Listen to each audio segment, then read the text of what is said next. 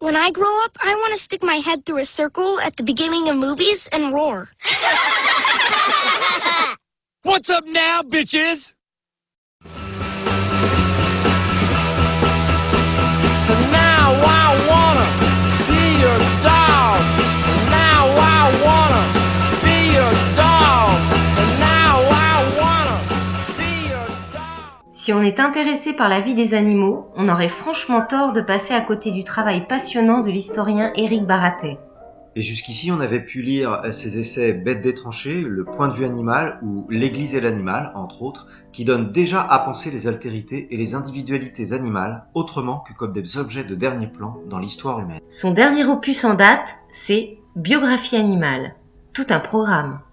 Ces biographies, qui sont celles d'animaux ayant vraiment vécu, ont été commencées pour l'écriture du point de vue animal, paru en 2011. Refusées alors par l'éditeur, elles sont enfin acceptées aujourd'hui. Comme quoi, les temps changent, non ? Oui, et cet essai est remarquable pour un livre pas si gros que ça. C'est clairement le travail le plus poussé de l'historien au sujet des animaux. Disons-le carrément, une révolution intellectuelle et scientifique. Baratet s'offre en effet une nouvelle méthode de travail digne de ses ambitions et la partage avec nous dans Biographie animale.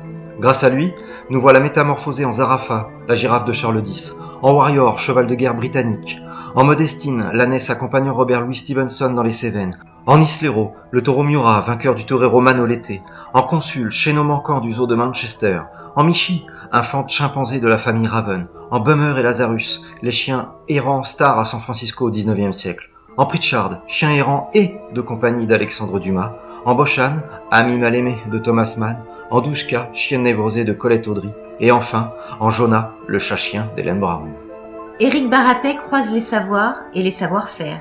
Il continue son avancée vers une vision plus recentrée sur la subjectivité animale en dépassant les anciennes tentatives, comme en peinture, Tigre dans une cage d'Autodille, ou bien Lion en cage marchand de Max Levogt, ou encore Voilà comment mon chien voit le monde de Franz Marc, ainsi que la psychologie canine qu'inventa Jack London, suivi par les intuitions littéraires animalières de Kafka ou Virginia Woolf. Avec les indices comportementaux des animaux, des documents et récits choisis, et à l'aide de l'éthologie et de la psychologie animale récente et autres sources disciplinaires, l'historien met en lumière de manière profondément troublante les mésinterprétations au sujet des êtres dont les humains font usage. Du périple de la girafe de Charles X de Marseille à Paris, qui déclencha toute une mode de la girafe, dont Geoffroy Saint-Hilaire fut le témoin principal, on ressent tout le malaise de l'animal. Si elle a le cou droit et la tête haute, ce n'est pas qu'elle est fière d'être au milieu des foules surexcitées, hilares et criardes, elle est juste inquiète, voilà tout, et elle stresse énormément. Avec les chimpanzés, on passe de Consul, le chaînon manquant, à la jeune Michi. On suit l'évolution du regard humain, de l'imitation grotesque, à la tentative d'humanisation par l'éducation au sein d'enfants humains. Oh, regardez comme elle se débrouille bien, Michi, sur son tricycle. Il faut dire qu'on lui a bien bandé les pieds sur les pédales avant cela pour qu'elle y arrive. Ce n'est pas mieux avec l'écrivain Robert Louis Stevenson. Il avait embelli la réalité de son récit à cause de sa culpabilité d'avoir maltraité Modestine, l'ânesse forcée de l'accompagner dans son célèbre voyage dans les Cévennes. Une renommée qui est devenue un attrait touristique du sud du Massif central, toujours très en vogue aujourd'hui. Mais est-ce qu'on demande ce qui est perçu dès qu'on bascule du côté du versant animal ? Si oui, alors fini les paysages idylliques et la nature contemplative, quand on réalise combien pour l'ânesse tout devient contrainte, douleur, charge, mal-être pur en permanence, obstacles et empêchements. Et que dire d'Islero, le taureau Miura qui encorna à mort Manolete, le torero ? Pensez donc, son attitude éperdue, sa souffrance physique et mentale le firent passer aux yeux du public, avide de bravoure et d'ardeur au combat, pour un manso, un truqueur, un tricheur, un lâche. Et pour les chiens errants, eux, ce n'est pas mieux. Comme pour Bummer et Lazarus, les vedettes de San Francisco au XIXe siècle, dont on parle souvent dans les journaux. C'est un peu marche ou crève dans cette vie-là. Aujourd'hui, ce qui reste d'eux, c'est une marque d'alcool. Des histoires tragiques avec beaucoup de souffrance, oui. C'est tout le problème de la prise en charge de l'animal en tentant de le soigner avec des médicaments, où finalement, l'humain ne réalise sur lui qu'une projection de sa propre névrose. L'humain impose toujours un trop, un surcroît inutile et génère en retour une attente trop forte de la part de l'animal et des manques affectifs terribles. Qu'on pense à Douchka, la chienne de Colette Audry, qui se lamente et stresse lorsqu'elle voit que sa maîtresse fait ses valises et part se cacher derrière la baignoire quand l'écrivaine s'en va. Dans Biographie animale, on ressent chaque fois douloureusement l'enfermement de l'animal dans les systèmes humains. Chaque fois a lieu dans un présent étouffant, des situations sans aucun sens ni échappatoire. Il y a beaucoup à apprendre à la lecture de biographies animales. Progressivement, l'on prend conscience des contraintes permanentes exercées sur les animaux par les humains.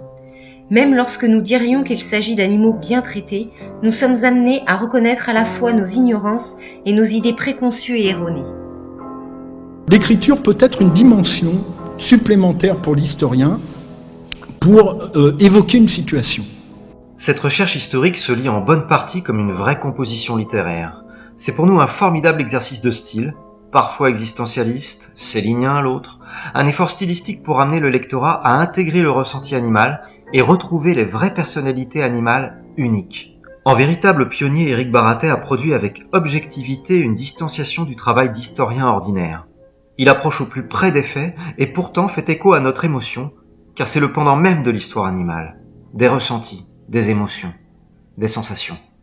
Au vu de cette histoire passée qui commence à se dessiner plus clairement, la prise de recul et ce qu'on sait aujourd'hui, une question se pose. Quelle histoire voulons-nous construire avec les animaux dès aujourd'hui et pour demain ? T'as rien oublié ? Quoi donc ? Le dernier mot aux animaux, ce sont leurs histoires.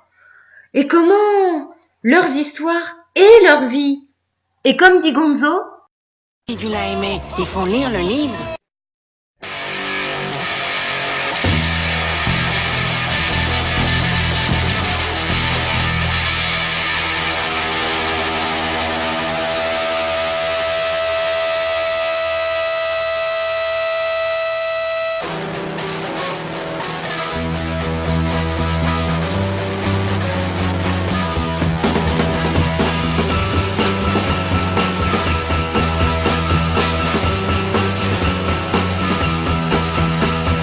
So messed up, I want you